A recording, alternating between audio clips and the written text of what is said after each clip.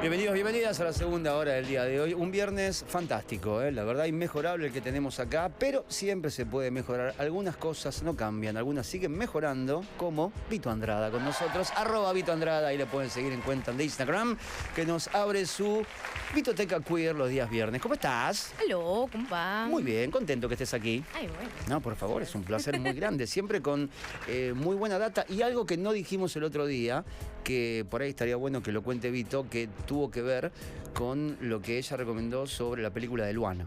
Ah, sí, se comunicó la madre, Luana Gabriela, agradeciendo que hayamos pasado y expuesto un poco su historia en un medio tan masivo como Vortrix. Así que nada, casi lloro cuando salí de acá. No lo dijimos porque fue durante la columna de Vito, en este caso comunicó Lucila, nos quedamos súper sorprendidos, más ella que yo, digamos que es quien trajo el tema acá, y no lo pudimos decir al aire.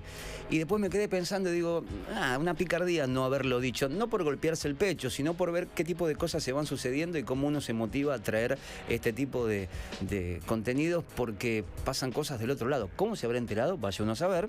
Dice que estaba escuchando el programa. Ah, ¿estaba escuchando el programa? Claro, ¿En serio? es oyente, sí. Ah, bueno, le mandamos un beso Gabriela. gigantesco a Gabriela. Muchísimas gracias. A Luana también se está por ahí viendo. Así que gracias, todo por ella, ¿eh? Yo no tengo nada que ver acá. No me cuelgo ninguna medalla que no me corresponde. Sí, fue muy emocionante. Posta que casi lloro. Pero vamos a lo nuestro. Hoy traje 2 documentales que los pueden ver, ya les voy a decir en qué plataforma. Pero más que nada, el tema de hoy es como les fundadores del movimiento LGTB. Por un lado en Estados Unidos y otro lado en Argentina. Arranquemos por Estados Unidos. Dale. Para dar un poco de contexto a este documental, esto es desde el 69 en adelante, o sea, fines de los 60, 70, 80. Y más que nada habla un poco de los disturbios de Stonewall, que supongo que mucha gente habrá escuchado Stonewall y no sabe qué pasó. Stonewall básicamente era un bar gay, medio como de miembros, no es que cualquiera podía entrar. Y obviamente había muchas redadas en ese momento de la policía, mucha persecución, y entraban básicamente a detener gente, o sea, cosas muy horribles de persecución. Pero ¿qué pasó en 1969, el 28 de junio? Fue justamente que se llevaban gente y de repente alguien dijo, más sí, basta con esta estupidez, y empezaron a tirar botellas, empujones, y eso llevó a 3 días de disturbios en esa calle, justamente con la policía, para ponerle un stop, básicamente, a esta persecución estúpida. Y básicamente, en los Estados Unidos en esa época, ahora también lamentablemente, había una gran como matanza de chicas trans, ya sea desde la parte de cuando ellas se prostituían, un cliente o alguien que las manejaba, y a veces también tipo simplemente por matarlas, porque la presencia de alguien trans en 1969, lamentablemente hoy también, molesta, incomoda, y es por eso que las chicas tenían una persecución que no te puedo explicar. Sí, le sumamos un datito, digo, yo le voy sumando algunas cositas porque me interesa el tema y me gusta. El Stonewall era un lugar manejado por la mafia, básicamente. La gran mayoría de estos locales, digamos, de dudosa reputación y donde se permitía no te jodían tanto, digo, en un punto siendo trans, porque podías ingresar ahí, pero al mismo tiempo los tragos que te cobraban eran carísimos, las condiciones en las cuales se las trataba, es decir, les decían, bueno, entren acá, quieren venir acá, entren acá, ¿en qué condiciones? En esta. Entonces la mafia lo manejaba, la policía mucho no se metía, porque había como ciertos arreglos detrás, hasta que en un momento es lo que dice Vito, dijeron, bueno, loco, basta, es decir, basta de perseguirnos, hay que esconderse todo el día, era un lugar donde no se podía ver para adentro, casi un sitio para utilizar como un refugio, ¿no? Por la comunidad, y en un momento dado, digo, a la mafia no le importaba nada a toda esta gente, es decir, le daba exactamente lo mismo, es un negocio, como dice Vito, era verdaderamente un negocio, pero bueno, en un momento alguien tuvo que decir, loco, basta, se empezó a pudrir y bueno, ahí cayó la policía, hubo unos disturbios bastante grandes y eso termina con, bueno, la primera marcha, ¿no? Exacto. Justamente en estos disturbios dicen que la primera que tiró una botella fue justamente Marsha P. Johnson, que es una chica travesti que falleció de maneras muy raras. De hecho, es un juicio, es un caso que quedó cerrado, pero no hubo investigación. Fallecen en 1992, aparece en un río muerta, como un montón de historias que tenemos hoy en día de gente que aparece muerta, y no es que apareció muerta, alguien la asesinó. Al día de hoy no se sabe eso, y es un poco lo que habla este primer documental que te traje, que es The Life and Death of Marsha P. Johnson, que es la vida y muerte de Marsha P. Johnson. Si querés, vamos a ver el tráiler. Sí, por favor, vamos a eso, dale. The 4th of July. We were gonna meet at midnight, but she never showed up. She was in danger. I was there when they pulled her out. Marsha was so full of life. Marsha P. Johnson was the Rosa Parks of the LGBT movement. Darling, I want my gay rights now! Her case has been cold for 25 years. I'm calling from the Anti-Violence Project here in New York City. I want to try to give Marsha justice. Street people and the drag queens were the vanguard of the movement. Stonewall, Marsha and I fought the cops off. We were in the streets turning over cars. The movement started the next day. Marsha was famous all around the world. But even famous people, cases go cold. This is her case. It's hard for me to believe that she would commit suicide. A lot of people think it was a murder. Marsha had a fear about the mafia. Something's wrong. We keep on running into a brick wall. You a private investigator? No. Don't play detective yourself, all right? Leave this to the people that should handle it. We want justice here. To find out who the hell murdered Marsha. I have been beaten. I have been thrown in jail. I have lost my job for gay liberation. Revolution now! I don't bite my tongue for nobody, but you can get you murdered, you know. The police just brush it off. I'll get to the bottom of it. There's a massive number of trans women who have been murdered. And they're yelling out from their graves for justice. Es muy interesante el documental por, para mí, diferentes motivos.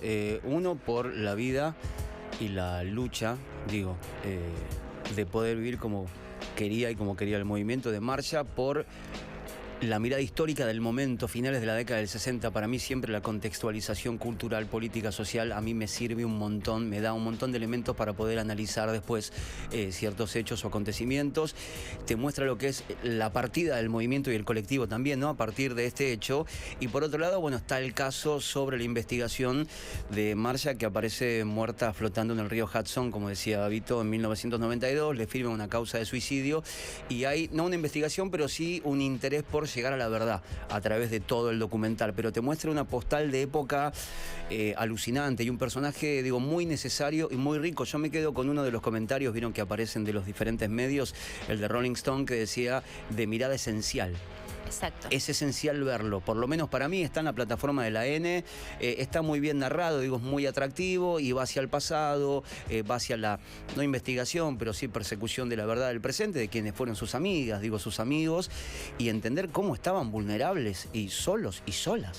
Claro, a lo que no uno... tenían a nadie que los defienda, ni a la mafia, ni a la policía, estaban en el medio. Exacto. Y además uno pensaría que este tipo de documentales que hablan justamente de los fundadores del movimiento de LGTB es más que nada celebrar su vida, a pesar de que los testimonios de gente que la conoció era una mina llena de vida que te ayudaba aunque no tuviese un peso, que te daba casa aunque no tuviera. Claro, era devoción constante a la comunidad, y también tiene esta parte más de crimen, a resolver, que justamente Marsha nunca tuvo justicia. Es al día de hoy que no sabemos quién fue el responsable de su muerte. Ponerle suicidio es una manera muy fácil desde la policía de no investigar. Encima, ¿no? Exactamente, Claro. Brush it off, decía el tráiler justamente.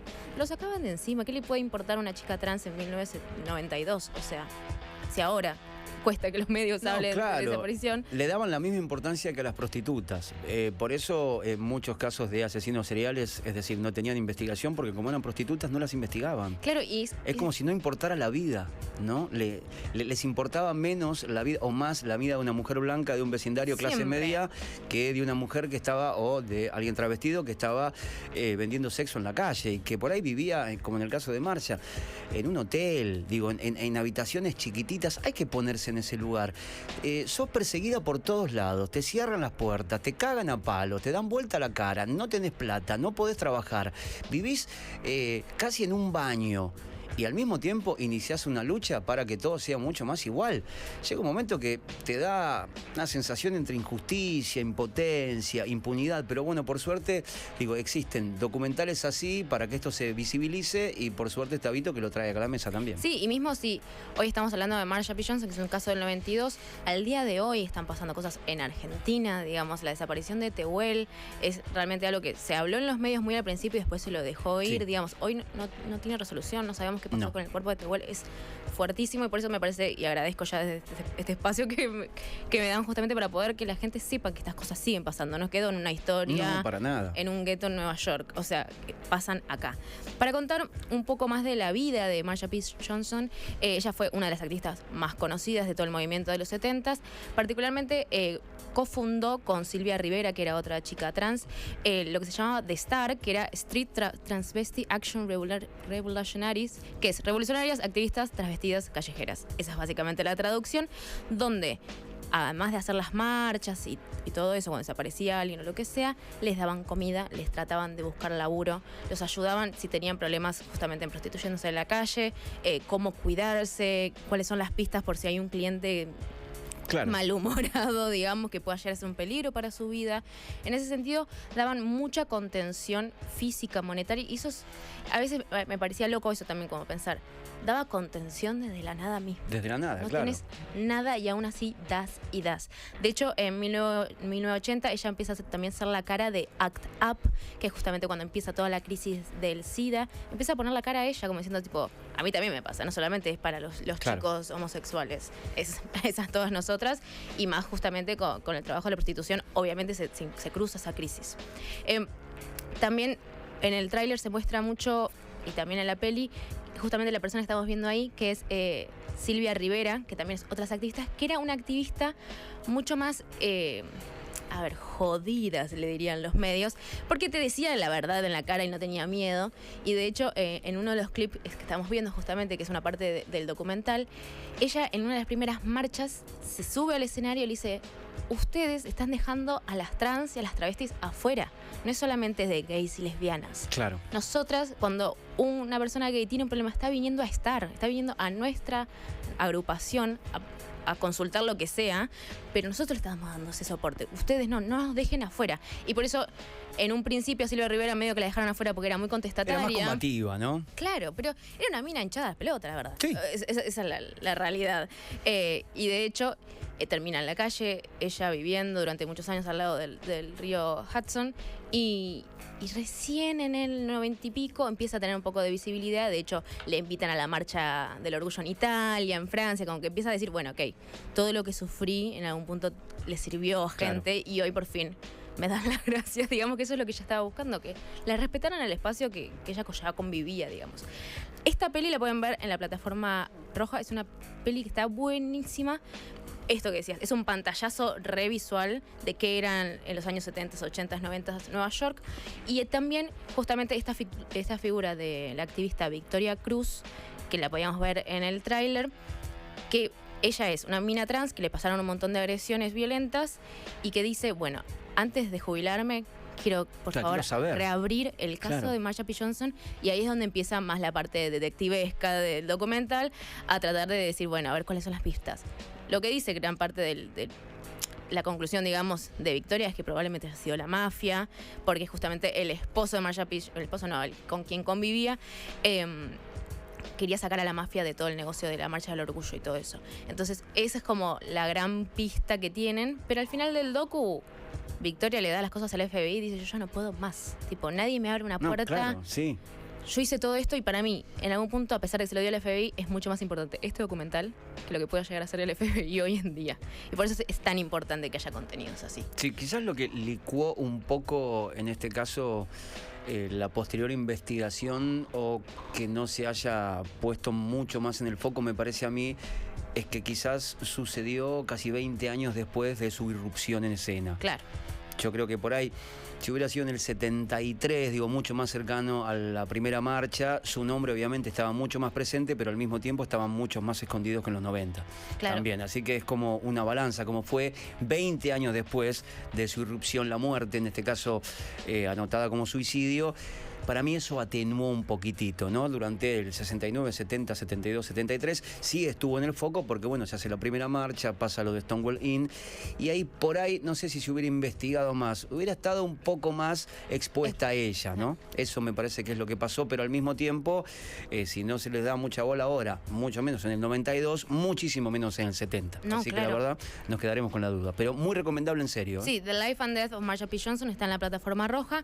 Y luego, antes de ir al siguiente documental, vamos a dar un poco de contexto. La siguiente peli justamente es la vida de Carlos Jáuregui, pero antes vamos a dar un poquito de contexto de Argentina hoy. Hoy, datos horribles, pero los tienen que saber. La expectativa de vida de una persona trans hoy en Argentina es de 35 años. Una locura. O sea, a mí me quedarían No empezó a vivir. 7 años si yo fuera una persona trans, lo cual es una locura saber que lo que sos te va a llevar a tu muerte. ¿Por qué? Porque, ejemplo, en el 2020 asesinaron a 152 personas de la comunidad por crímenes de odio. ¿El año pasado? El año pasado, 2020. Día de pandemia, que no había nadie en la calle, que estaban todos encerrados.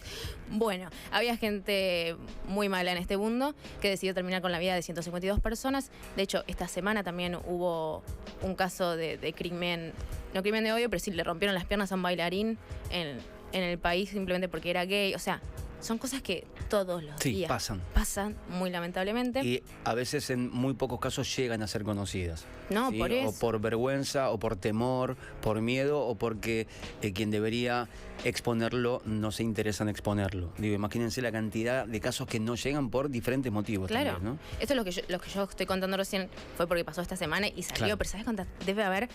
Pero estas son las malas de hoy. Las buenas, este año salió la ley que se llama Diana Zacayán, Loana Berkins, que justamente fueron dos personas muy importantes para el movimiento LGTB, que justamente obliga al Estado a contratar al 1% de trabajadores que sean trans y travestis. En blanco, obviamente. Sí. No son ¿Cómo pasantías. debería ser? Claro, no son pasantías. Que eso es un montón y es una de las primeras en la región donde una ley obliga a un Estado. No es tipo, te conviene. No. Es una obligación tener a personas trans travestis y al menos le dan este cupo laboral que no pasa en lo privado, digamos. A lo privado nadie lo obliga, pero bueno, es un paso al menos para Argentina. El docu que traje para hoy es El puto inolvidable, que es del 2016, que se puede ver en Cinear. Es gratis Cinear, así que se registran, la ven. Pero si querés, vamos a ver el tráiler para ver un poco más. Dale, vamos nomás.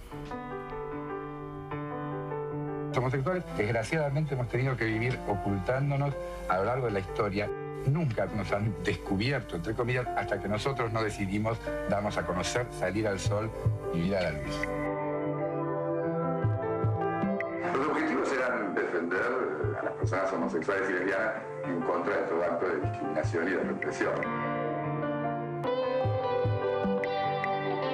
Nosotros venimos trabajando para lograr un cambio significativo dentro de la sociedad. Vos el día que estés casado, la cosa más lógica del mundo te va a parecer que te hereden tus hijos, tu esposa. Yo también pienso que lo más lógico es que me herede mi pareja. El día 3 de julio vamos a realizar la primer marcha del orgullo gay y lesbiano en Buenos Aires desde la Plaza de Mayo al Congreso. Esperamos a todos en la marcha del orgullo lésbico gay, Buenos Aires, Argentina.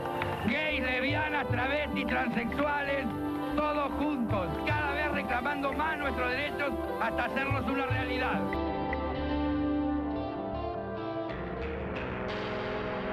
Ahí estamos viendo el tráiler del puto inolvidable, la vida, de los primeros acá, me parece, no solamente activistas, sino aquel que se expuso en televisión. Exacto, también, ¿no? visible. En medios y en un contexto, no te digo hostil, porque lo invitaban a los programas, pero de una especie de distancia bastante marcada. Estábamos viendo en el tráiler uno de los titulares de Crónica, creo que era el diario, que decía quejas de homosexuales, pero como que digas quejas de los portuarios, ¿no? Sí. Ellos también se quejan. Claro, ellos se quejan y decían la comunidad gay, entre comillas. Está bien, entiendo porque yo viví este momento siendo más chico y por ahí no me hacía tanto ruido. Lo veo ahora a la distancia y digo... rarísimo. Es rarísimo, la verdad que es rarísimo. Es que de hecho, este legado que deja Jauregui como activista gay empieza a dar una visibilidad a otro tipo de puto, digamos. O sea, no es esta cosa que es del closet, es el chiste chiquito. Claro. De repente en los 70s, 80s, post justamente dictadura, empieza a ver en la televisión también otro tipo de puto, digamos. Le empezamos a ver a Porcel y a hacer otros chistes, a pesar de que hoy en día son horribles esos chistes, pero le empiezan a dar una visibilidad que antes era, bueno, es en el closet y nadie habla de esto. Sí, es verdad. De repente, bueno, lo vamos a poner de repente en la pantalla y ver cómo la gente reacciona. Pero desde el humor, desde el humor, sí. Te bajo un nivel casi caricaturesco. Obvio, del sí. marica. O es que... ¿No? De esa especie de pintura del marica casi bufonesco, con gestos muy marcados, súper amanerado. Digo, una especie de estereotipo también bastante ridículo, pero sí, los ponen, no te digo... para humillarlos, pero creo que la forma en la cual los exponían era esa. Era no, por eso, visto del día de hoy, es horrible. El bufón que llega, claro. Claro, visto desde el día de hoy es horrible, pero en ese momento, de hecho, Jauregui fue la primera persona en una revista argentina en ser tapa y ser orgullosamente gay. O sea, la nota era justamente él con su pareja. Dice, el riesgo de ser homosexual en la Argentina, de la revista 7 días. Y es la primera vez que vemos a dos personas del mismo sexo queriéndose y abrazándose y teniendo toda una producción fotográfica. Y por eso digo, a pesar de que lo de Porcel y todo eso es horrible el día de hoy, gracias a Jauregui, digamos, sí, se pudo de repente mostrar a una persona gay en televisión o en una revista. Jauregui también es como el fundador de lo que es la CHA, que es la comunidad homosexual de Argentina, que hoy sigue en funcionamiento, a pesar de que luego se fue de la CHA. Porque él más que nada lo que quería, con el paso de los años, el activismo, era poder cambiar las cosas de manera de justicia, legal, no simplemente un movimiento social, claro, sino quería que llegue a un objetivo tangible que le cambie la vida a la gente, no sí, solamente que sea de soporte. Cambio de conciencia y jurídico al mismo tiempo. Exacto, a él le importaba mucho eso, que por eso arma su otra organización, que es Gays DC, que es Gays por los Derechos Civiles, y con ellos empiezan a hacer lo que es la primera marcha gay argentina, que fue en 1992. La primera marcha había muy poca gente, de hecho cuentan en el documental, que es muy gracioso, que había docentes que estaban haciendo su propia marcha para reclamar salarios, qué sé yo, y había muchas cámaras de televisión. De repente, claro, aparecen unos, no sé, 200 putos a los gritos, con máscaras blancas, y fue tipo, ok, esto está pasando. Entonces la cámara viró a ellos, y por eso tuvieron la exposición de la primera marcha, porque simplemente le sacaron el spotlight a los docentes. De hecho, esa imagen que vemos ahí es de la primera marcha. ¿Ves que tienen como esas máscaras blancas? Sí, sí. ¿Sabes por qué? Era porque tenían miedo que los echen del laburo. Digo, un riesgo bien fundado. Exacto. Sí, se entiende, digo, bien fundado por ellos, porque realmente los podían echar del laburo. Exacto, entonces no querían mostrar sus caras, y de hecho hay testimonios de personas que vivieron en ese momento que decía... Qué loco vivir así, por el amor de Dios, es una locura. Pero además ir con más... Me parece que está bueno también verlo así tan gráficamente, como tenés que ver máscaras para que no se vean sus rastros y tu mamá no sepa quién sos, que tu jefe no sepa... Es como el closet de su máxima expresión, digamos. Y de hecho cuenta una de las personas que dan la cara también en esto, es la euforia de sacarse esa máscara ese día, sabiendo todo el riesgo que tenías. Fue tan liberador que esa persona decía como, nunca más me va a pasar de nuevo esto. Es salir del closet a su máxima expresión, claro. O sea, no hay más que esto. Y de hecho es algo que hoy en día se discute un poco de la Marcha del Orgullo, que se volvió más glitter, más celebrar y más tipo marcas poniendo gente gay de Instagram para decir, ay, nosotros también somos re progre. Pero en los inicios de la Marcha del Orgullo, tanto acá como en Estados Unidos, era para cambiar las realidades posta. De hecho, la foto que estamos viendo es en la Marcha de los Jueves de las Madres de Plaza de Mayo, que al principio los miraban raro a Jauregui y a su compañero, como diciendo, tipo, ¿ustedes qué tienen que ver? Si son gay, no tienen que ver con esa Es otra lucha, es otra batalla. Es otra lucha, hasta que de repente le dijeron, no, es la misma lucha. O sea, si ustedes piensan que toda la represión que tuvieron en la dictadura argentina fue solamente para gente paqui, estamos en el horno. Claro. Justamente a las personas de la comunidad fueron peormente maltratadas. O sea, y también con los años la empezaron a aceptar a la CHA, pertenecer a las rondas de los jueves, lo cual para mí es muy emocionante que se pueda como fusionar esas dos luchas y entender que somos todos lo mismo, estamos tratando de que no nos ataque el mismo opresor, digamos. Claro. Y también cuenta el docu el primer encuentro LGTB que fue en Rosario, que me parece importante porque, a diferencia del docu de Marsha P. Johnson, que era justamente Silvia Rivera diciendo están dejando atrás a las trans y a las travestis, en este documental muestra que Jauregui le abrió las puertas a toda la comunidad LGTB. A la T, a la B, a todas las letras, justamente, y les dijo, tienen que armar sus propias comunidades y sus propias como organizaciones para poder conseguir lo que quieren, y ahí es donde empieza a militar más que nada Loana Berkins, que lo que ya hablaban justamente, la ley que este año se aprobó justamente con el nombre de ella, y justamente es esto, ¿no? Como, está bien, arranca desde lo gay, lo lesbiano, que es como lo más visible y más conocido, pero la comunidad es muy diversa. De hecho, por eso cada año se agregan letras. O sea, claro. Al día de hoy es LGTBIQ+. Y se va a seguir, y la gracia es que siga habiendo nuevas etiquetas para que más gente se sienta como abrazada y contenida y que vamos todos para el mismo lado. Y como último, es algo muy loco que a mí siempre me flashea, cuando una persona lucha tanto por ciertos derechos y fallece antes de ver esos derechos asumidos. Es muy fuerte, de hecho yo lloré con este documental, me tocó mucho, porque primero me tocó porque que yo esté acá hoy en Vorterix hablando de esto, gran parte es gracias a Jauregui y a todos sus compañeros que estuvieron luchando de ese 80 y pico, lo cual me emociona un montón. Y por otro lado, es estas pruebas reales de leyes que tenemos que podemos decir, bueno, ok, puedo respirar un poco mejor. De hecho, lo que pasó es que fallece Jauregui en el 90 y pico, y al toque de fallece él, se incluye el término de orientación sexual como causa de la ley de antidiscriminación. O sea, antidiscriminación podría ser por diferentes cosas, claro, y nunca estaba la partecita que diga orientación sexual. Gracias a esa inclusión de esas dos fucking palabras, es que hoy tenemos el matrimonio igualitario, es que hoy tenemos la identidad, claro, de género. Es justamente no discriminar por eso y que tengan capacidades de hacer otras cosas, como esto que decía Jauregui. Yo vivo toda mi vida con una persona del mismo sexo, esa persona no va a heredar nada.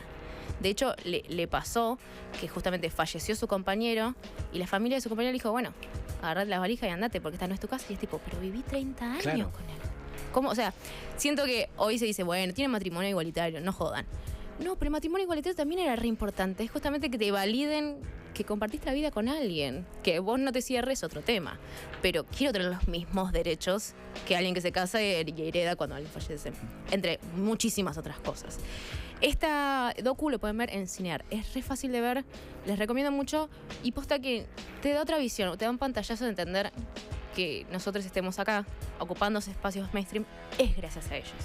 Y en Estados Unidos, obviamente, Marsha P. Johnson y todo ese movimiento. Así que recomiendo un montón The Life and Death of Marsha P. Johnson y Puto Inolvidable.